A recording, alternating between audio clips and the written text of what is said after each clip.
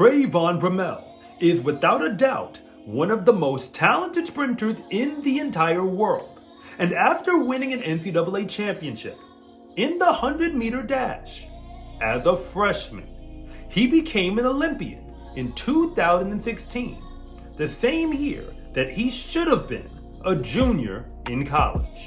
He's become the world leader in the 60-meter dash and the 100 more times than I can count, but he doesn't have an individual gold medal at any international championships.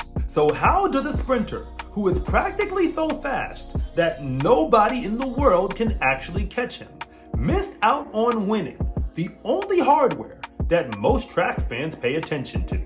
The truth is that Trayvon is one of the best sprinting phenoms of this generation, but he's also had to overcome more adversity than just about any of them. We already know that he's capable of running faster than anyone else in the world. So the question is no longer, can he win a world title, but will he do it? And this is why. To understand Trayvon Bromell, you have to go beyond the fast times, because he is not just another professional sprinter.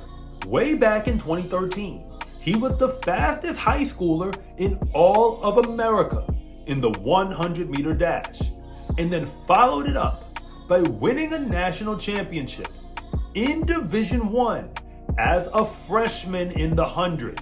For the record, he wasn't just the only freshman to do it. He was the only underclassman to do it in more than a decade. And I'll never be able to forget it, because I was a college senior way back in 2014 when he won that national title.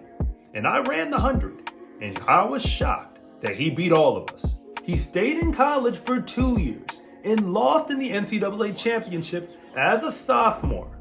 But the man who beat him was Andre DeGrasse, who was actually a junior at the time and is now an Olympic gold medalist in the 200, and he's a bronze medalist in the 100. So you gotta give Trayvon a pass on that.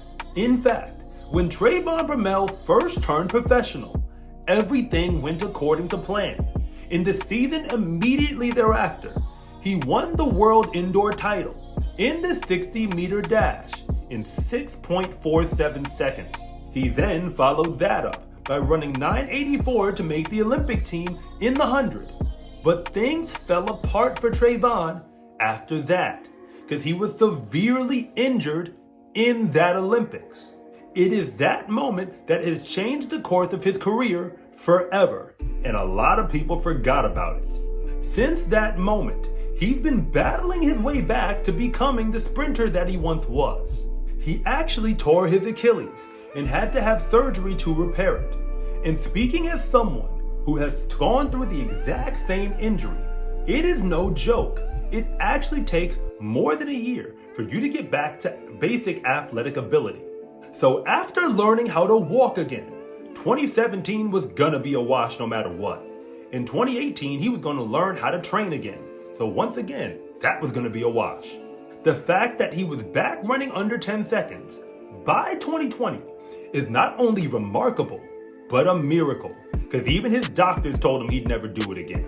But make no mistake, Trayvon has the type of injury that will still be with him for not just the remainder of his track career, but for the remainder of his life. Because even now, when I get out of bed in the morning, I still feel it. And in 2021, Trayvon wasn't just back.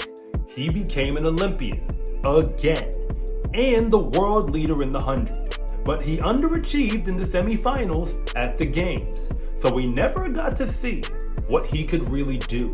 So in 2023, we are now officially watching the new Trayvon Bromell.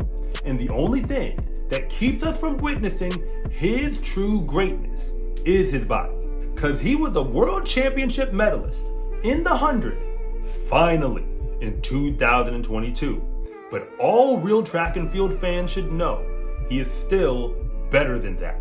And he ran 6:42 in the 60-meter dash in March of 2023.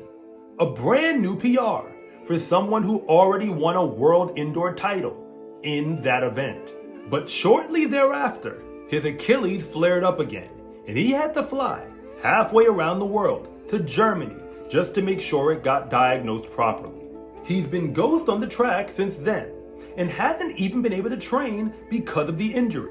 But after a few months without any legitimate training, he ran 10.10 seconds, wind legal, and that was his first race back.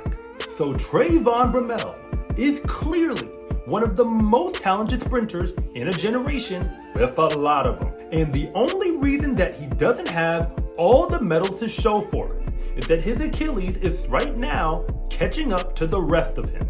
There's no way for us to know how his body will respond from here on out.